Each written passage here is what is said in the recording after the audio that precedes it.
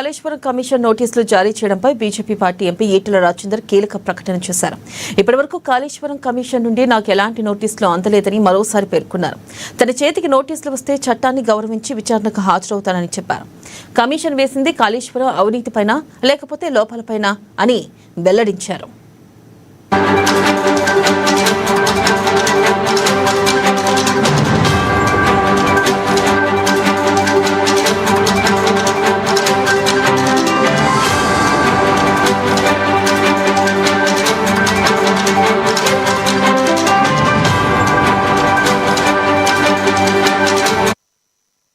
ఇక విచారణకు 6 నుంచి 7 సార్లు గడువు పెంచారని అధికారులు కమిషన్కు అన్ని విషయాలు చెప్పారన్నారు.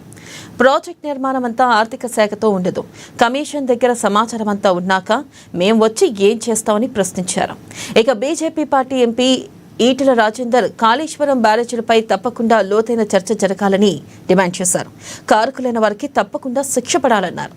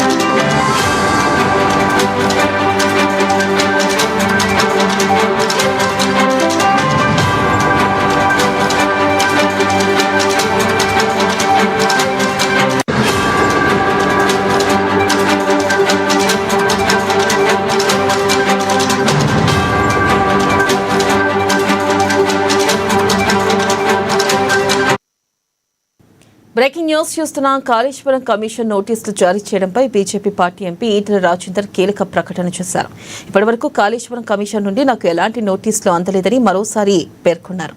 తన చేతికి నోటీసులు వస్తే చట్టాన్ని గౌరవించి విచారణకు హాజరవుతానని చెప్పారు. కమిషన్ వేసింది కాళేశ్వరం అవినీతిపైన లేకపోతే లోపాలపైన అని వెల్లడించారు. విచారణకు 6 నుంచి 7 సార్లు గడువు పెంచారని అధికారులు కమిషన్కు అన్ని విషయాలు చెప్పారన్నారు. ప్రాజెక్ట్ నిర్మాణం అంతా ఆర్థిక శాఖతో ఉండదు.